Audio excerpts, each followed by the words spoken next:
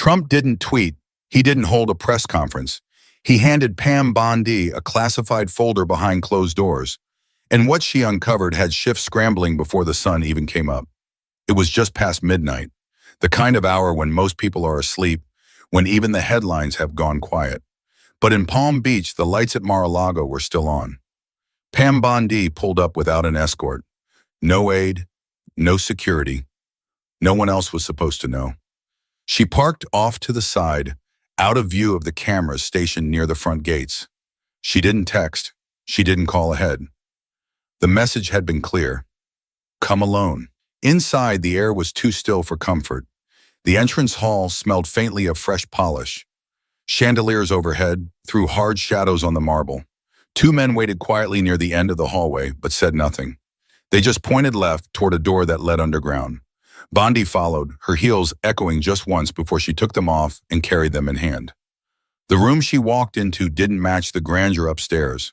No gold leaf, no fresh-cut flowers, just a long wooden table and three people already seated.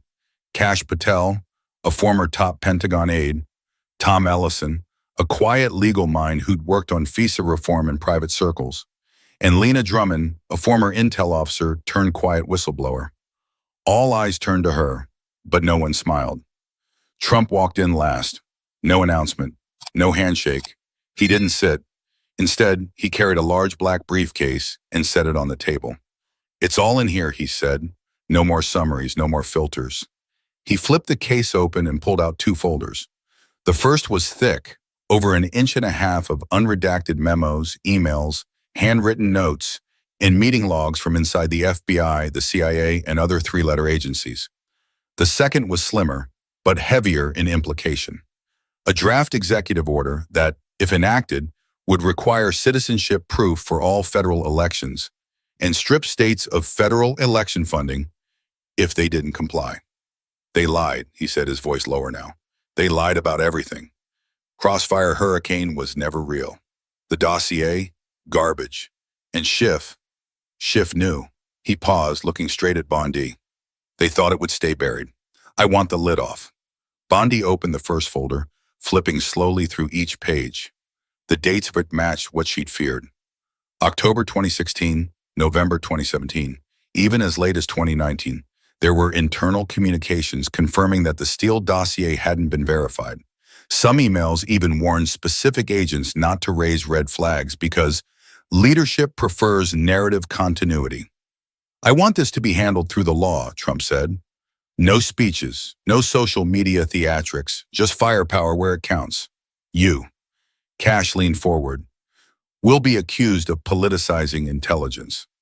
Trump didn't blink. We've already been accused of everything, so let's at least tell the truth. Lena spoke for the first time, her voice level. If this gets out, it'll make Russiagate look like kindergarten politics. These memos suggest coordination. This wasn't incompetence. It was theater. Bondi looked up. You want me to go public with this? No, Trump said. I want you to go legal. You'll build the case, quietly, meticulously, and when the moment's right, we go straight to Congress. Not the media, not the press, the floor. She didn't answer right away. She flipped again through the memos. One in particular caught her eye. An internal FBI note dated October 28, 2016, stating that none of the dossier's sources had been confirmed, but that the Schiff team believes time is more critical than accuracy. She set the paper down. I'll do it, but once this starts, there's no halfway. You know that, right? Trump nodded once. That's why it's you. Outside, the wind picked up. Inside, no one spoke for a full 30 seconds. Then Bondi reached for her heels, stood, and looked each person in the eye. Let's give them something they can't spin. But what Trump didn't know yet, this wasn't just legal strategy. It was a match hovering over gasoline.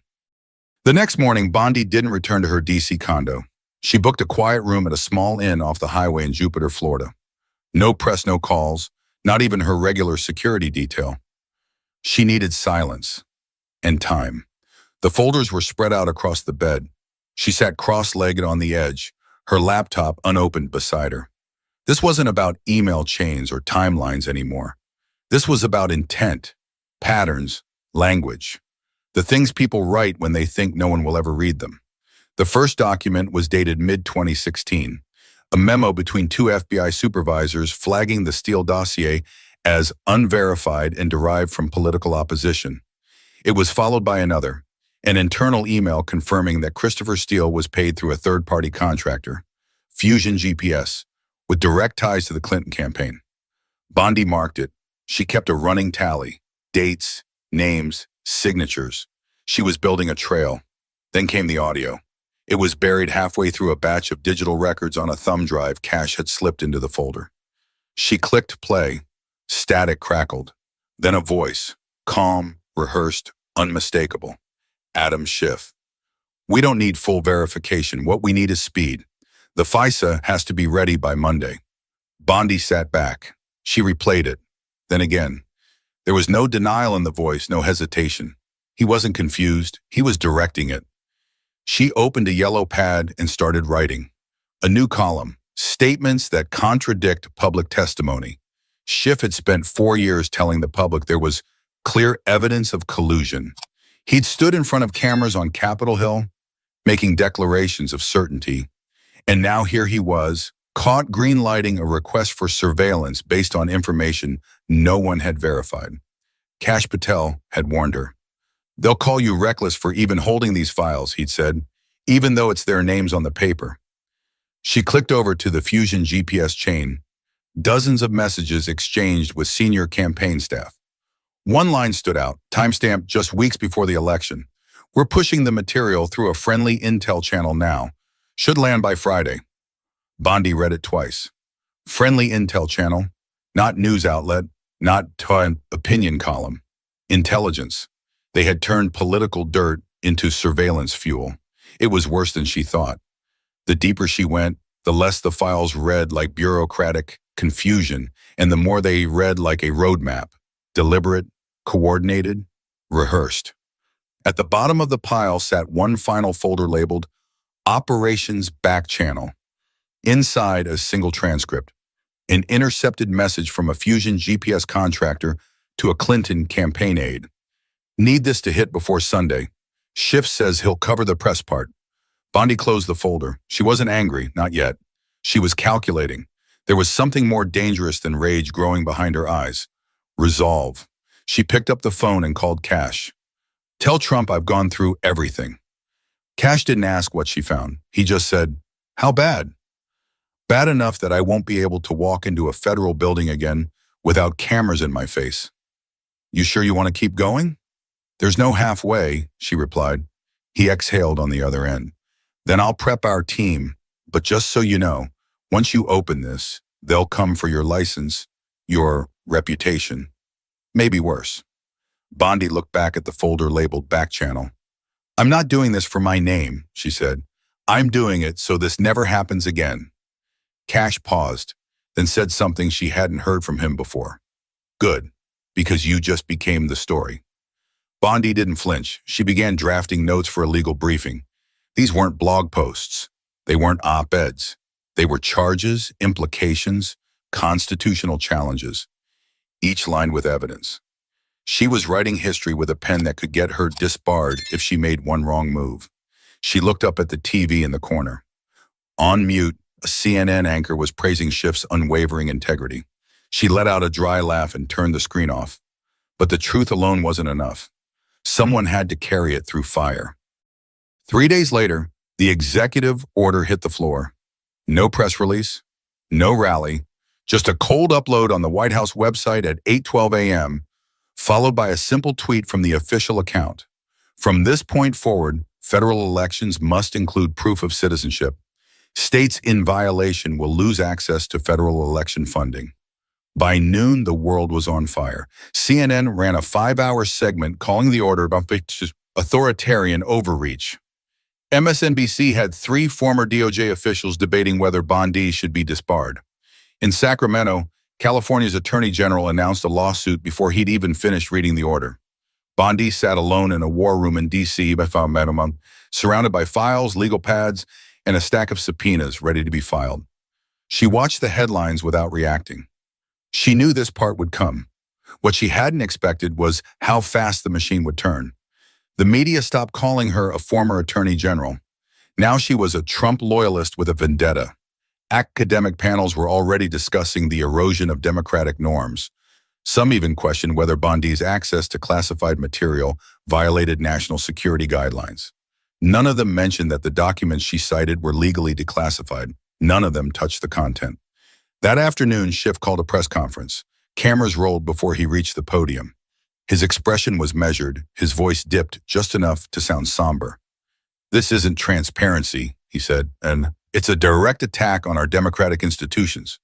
President Trump is weaponizing declassified material to sow distrust, promote conspiracy theories, and dismantle our election systems from within." He paused dramatically. And Pam Bondi, sadly, has decided to play the role of enabler.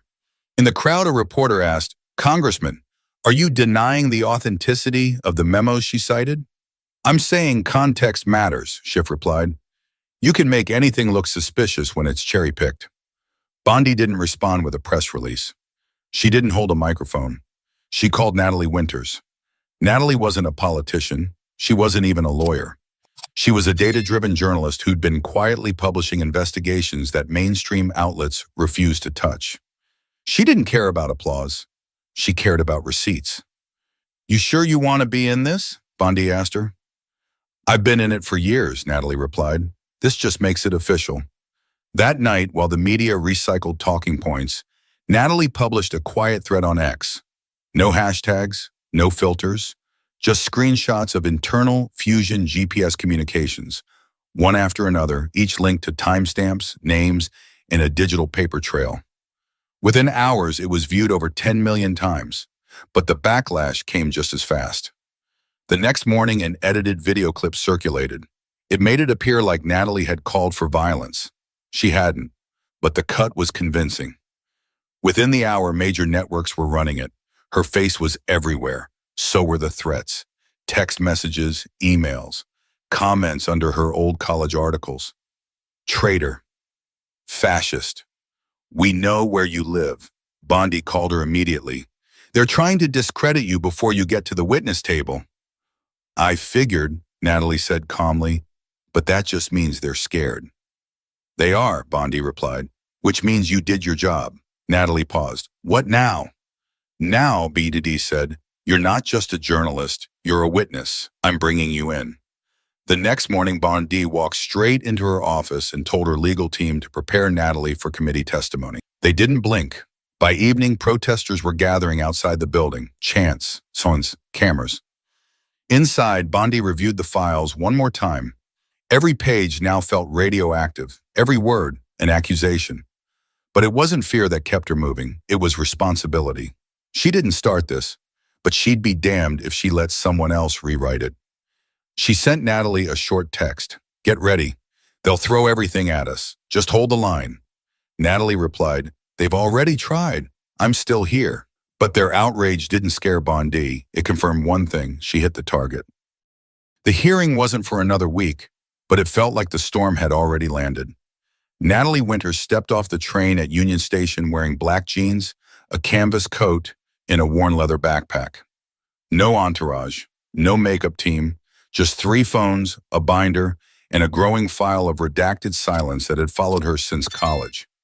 The car that picked her up wasn't government-issued. It was Bondi's own driver, low profile, tinted windows. Natalie rode in silence, staring out the window as the Capitol dome came into view. She wasn't intimidated. She was calculating. At Bondi's temporary office in Georgetown, Kash Patel met her at the door. He offered coffee, but she waved it off. "I didn't come for the catering," she said, unzipping her bag. "I came to drop a hammer." Bondi greeted her in the hallway. No handshakes, just a nod of shared understanding. "You know they're going to come after you even harder once you're in that chair," Bondi said. "I hope they do," Natalie answered. "I want them loud. The louder they get, the more people listen." They spent the day prepping. Bondi reviewed her testimony while Natalie rehearsed answers to likely questions. Schiff's tactics were always the same: confuse, interrupt, twist. Bondi warned her of that. Natalie didn't care. "I've spent 6 years with facts," she said. "He spent 6 years hiding from them." That night, Bondi turned on the news. Sure enough, a panel of legal experts was already calling for Natalie's testimony to be blocked. One anchor read an anonymous source claiming Natalie wasn't credible due to ideological bias. Meanwhile, Bondi's inbox overflowed with veiled threats. Lawyers from 3 states warned she could face disbarment. One message from a Harvard law professor said she was flirting with criminality. Bondi didn't reply. She just printed them out and added them to a folder labeled "Attempts to Silence." The following evening, Natalie appeared on a national broadcast. It was supposed to be a balanced discussion, but Bondi knew what it was, a televised ambush. 3 panelists, 1 moderator, all of them ready to paint her as dangerous. The host smiled thinly. "Natalie, let's begin with the obvious. Why are Trump-aligned figures choosing to air classified grievances on national television?" Natalie didn't flinch. She leaned forward, voice even. "When the truth looks this bad, I get why you want to call it dangerous." The panel shifted in their seats. "You're quoting documents that weren't meant for the public," one of them snapped. "You mean the ones showing Fusion GPS coordinated with a presidential campaign to feed unverifiable claims into intelligence channels?" She shot back. Another panelist jumped in. "This is classic deflection. You mean like signing off on FISA warrants using information the FBI had already discredited?" she asked. Even the host looked thrown, but the moment that broke through was subtle. One panelist tried to imply she was endangering national security. She didn't yell. She didn't insult. She just said, "Trust isn't given, it's earned. If exposing a lie ruins your institution, maybe the lie was the problem." The room went quiet, but the network didn't let it last. The next morning, edited clips of the interview started circulating online. One cut her mid-sentence to make it sound like she was endorsing illegal surveillance. Another removed context to suggest she was encouraging political violence. She wasn't shocked. She was ready. Bondi called that afternoon. "They're going full smear." "Then we're right on a schedule," Natalie replied. "You scared?" "I'm bored." Bondi laughed for the first time in a week. "You're a lunatic." "No," Natalie said, "I am a flashlight, and they're all cockroaches." Bondi stared out the window for a second, watching the rain slide down the glass. "I want you sitting right next to me when we go in," she said. "Not behind, not after. Beside me." "Then get ready," Natalie answered, "because I'm not coming with a folder. I'm coming with receipts." But instead of backing down, Natalie answered a blocked number and said yes. By the time Bondi and Winters walked into the hearing room, the seats were already full. The press had lined up before sunrise. C-SPAN's feed crashed twice before 9 a.m. Reporters whispered into their phones as if they were waiting for a verdict, not testimony. Inside, the setup looked official. Polished oak, flags behind every chair, rows of water bottles lined up like props. But Bondi knew better. This wasn't about procedure. It was theater. Schiff had built it to humiliate her. What he didn't realize was that she didn't come to argue. She came to expose. She took her seat without glancing around. Natalie sat to her left, flipping through her notes, silent but focused. Her presence alone had already stirred tension. The room felt like it was holding its breath. The chairman, a man who had once called Bondi a relic of partisan politics, tapped his gavel. "This committee is called to order." Adam Schiff was the first to speak. His tone was controlled, his words sharpened to cut without showing the blade. "Let the record reflect that this hearing is not a stage for conspiracy theories. Ms. Bondi's selective leaks and public commentary threaten national security and the integrity of this institution." He turned slowly toward her, eyes narrowed. "This is Congress, not Florida courtroom theater. We will not be bullied by MAGA lawyers turned media stunt doubles." There it was. Bondi didn't blink. She didn't move. Schiff continued, louder now. "The so-called crossfire documents are cherry-picked, out of context, and at best, misleading. At worst, doctored. And the notion that the FBI conspired against a candidate? It's not just false, it's dangerous." Then he leaned back like a man waiting for applause. None came. The chairman nodded toward Bondi. "You may respond." She leaned forward slowly, her voice quiet, controlled. "Thank you, Mr. Chairman. Let's start with the congressman's concern about context." She clicked a button. A screen lit up behind her, displaying an internal FBI memo from October 2016. Top line, Steele dossier remains unverified. She looked directly at Schiff. Let the record reflect that the foundational document used to obtain surveillance on U.S. citizen Carter Page was never verified, according to your own agency. Click. Next slide. An audio file began to play, scratchy but clear. A timestamp. An FBI supervisor's voice. Yeah, the dossier is still junk, but they're pushing it through Schiff's office. Just get the warrant approved. Gasps, real ones. A staffer dropped with a pen. Someone in the back whispered something that sounded like a prayer. Schiff leaned forward. Mr. Chairman, I object. That recording is taken out of context. Bondi clicked again. A second voice. We've told Schiff's staff this stuff hasn't been verified. We don't need it to be true, the voice replied. We need it to be useful. Silence. You could almost hear people thinking, please tell me that was fake. Bondi turned slowly to Schiff. Her voice didn't rise. It didn't have to. You're not being cherry-picked, Congressman. You're being quoted. The chairman tried to interject, but no one moved. He gestured to play the full audio. It rolled, uncut, uninterrupted, undeniable. Staffers from Schiff's office caught brushing aside legal warnings and admitting coordination with external actors. By the time it ended, Schiff wasn't speaking. His hands gripped the table like he might fall if he let go. Across the table, Christopher Steele cleared his throat. His accent betrayed a flicker of defensiveness. The dossier I compiled, he said, was raw intelligence.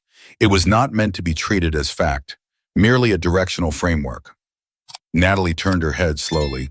You mean fan fiction? Funded by a political campaign?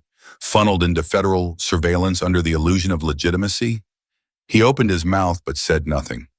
Bondi stood up slightly, clicking to the next slide. A Fusion GPS email. Subject line, we need something that can take him out before October. Body, Steele's working on it.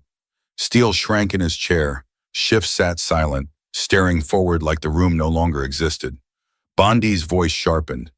You don't have to believe me. Just listen to your own files, your own staff, your own voices. But just when it seemed like the damage was done, Bondi stood and raised one final piece of evidence.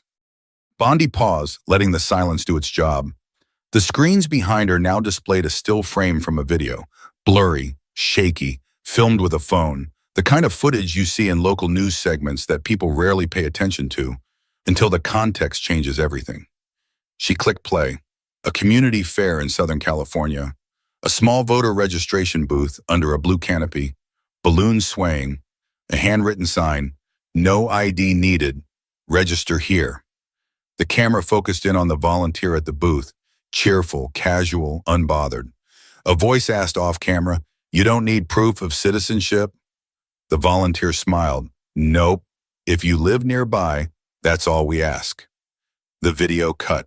Gasped, whispered through the hearing room like wind under a closed door. A few aides shifted in their seats. One congressman muttered under his breath. Bondi faced the committee, calm, unshaken. That wasn't a fringe group. That was a taxpayer-funded outreach program operating with state support, using public money, encouraging illegal voter enrollment. She didn't wait for someone to object. She moved straight to the next document. An internal email between a California election official and a campaign advisor. Make sure the new arrivals are signed up before end of month. We need those numbers to carry Q4. A hand slammed down on the table across the aisle. Congressman Larry Menser, a known ally of Schiff, practically yelled, "That's completely out of context." Bondi turned toward him like a surgeon correcting a failed diagnosis. You want context? Fine, here's more. She held up another email, this one from a state director of strategy to their internal team. It read, we can't count on Gen Z, too unpredictable. Secure the immigrant count ASAP. Now that air in the room felt different. Not loud, not chaotic, just still. The American people didn't lose faith in the system, she continued. You swapped the system out behind their backs, then blamed them for noticing. At least 4 Democrats stood up and left. No explanation, just the sound of expensive shoes scraping on marble as chairs pushed back and doors opened. Bondi kept going. You opened the borders, then you opened the ballot box. And now anyone who questions it, you call them fascists.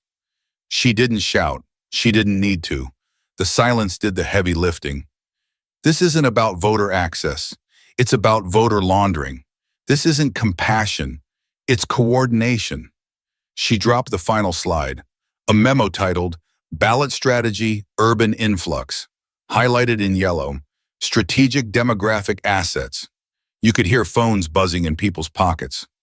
Journalists typing under the table. Someone in the gallery whispered, "Oh my God." Bondi walked back to the table and sat down. Then Natalie stood. She wasn't supposed to speak again, but the room didn't stop her. "I spent years hearing that what I did was dangerous," she said, "that showing people the truth would tear institutions apart. But if the only thing holding those institutions together is a lie, then maybe they deserve to break." She turned towards Schiff, whose face now looked pale, drawn. He didn't respond. He didn't even look up. The chairman leaned forward, clearing his throat. He read from a sheet slowly, as if the words weighed more than paper should. Based on testimony and material evidence presented before this committee, Congressman Adam Schiff is referred to the Department of Justice for criminal investigation, specifically regarding false statements to federal investigators and abuse of congressional authority. No gasps this time, just the sound of legal exposure settling into the walls like smoke. The chairman continued. Christopher Steele is found to have willfully misrepresented unverified claims as actionable intelligence and is hereby declared persona non grata. A federal request for expulsion has been initiated. Steele remained still, eyes unfocused. Then the third blow. In light of payment records, internal emails, and coordination uncovered during this investigation, Hillary Clinton is ordered to comply with a federal inquiry into campaign-related fraud. Fusion GPS accounts are to be frozen pending review. Someone in the gallery dropped their phone. The thud echoed across the room. And it wasn't just individuals. The chairman wasn't done. Furthermore, federal funding is to be withheld from any state found to have violated constitutional election procedures. This includes, but is not limited to, California, New Jersey, and Illinois. Outside, a crowd watching the hearing on giant screens began to cheer. Not wildly, not like a rally, but like people finally hearing something they'd waited years to hear, like breath finally released. Inside, Bondi said nothing. Neither did Natalie. They didn't need to. But this wasn't a victory speech. It was an autopsy and a warning.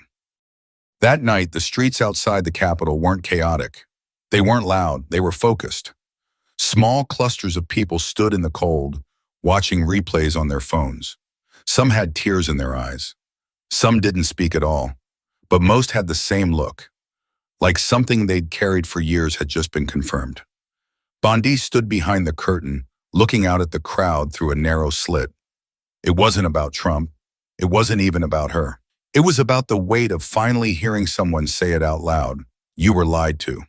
She turned and walked toward the stage, past a few reporters still tapping on their keyboards, past her legal team, now running on cold coffee and adrenaline. Trump had already spoken, and in a rare move, he'd kept it short. No slogans, no sarcasm, just this. They didn't come here to win power. They came here to take truth off life support. And now it was Bondi's turn. She stepped up to the podium, no folder in hand, no stack of papers, just her voice in a room full of people who were finally listening. I've been offered a lot these past few days, she began. Cabinet seats, committees, appointments. She paused, not for effect, but to let the moment settle. But I'm not here to manage power.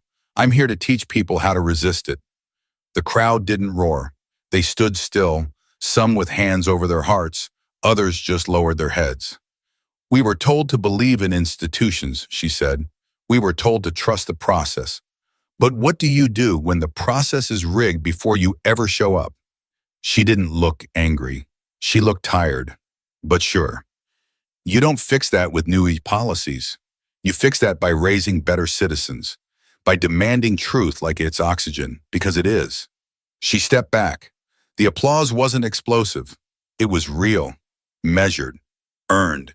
Then Natalie took the stage. No teleprompter, no speech. If journalism is supposed to speak truth to power, she said, then what happens when power controls every word you print? She looked out across the crowd. They told me to shut up. They called me dangerous.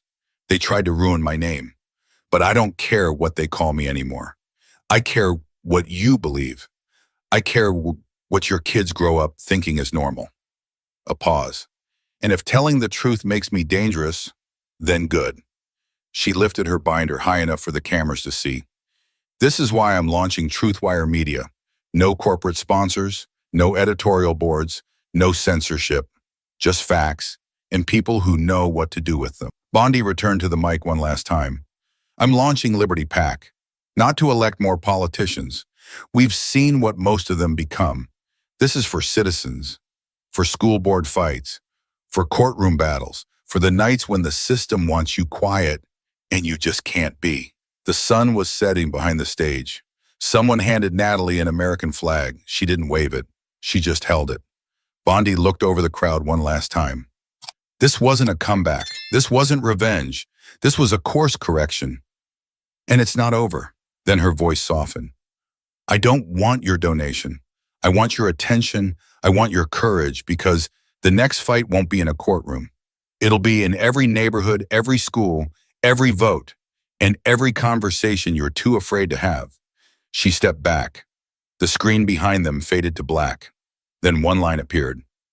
When truth becomes rebellion, telling it is the beginning of revolution. The crowd didn't move. They stood quietly, like something sacred had just happened. And maybe it had. If you believe truth is worth defending, even when it's uncomfortable, subscribe now, because the next chapter isn't up to them. It's up to you.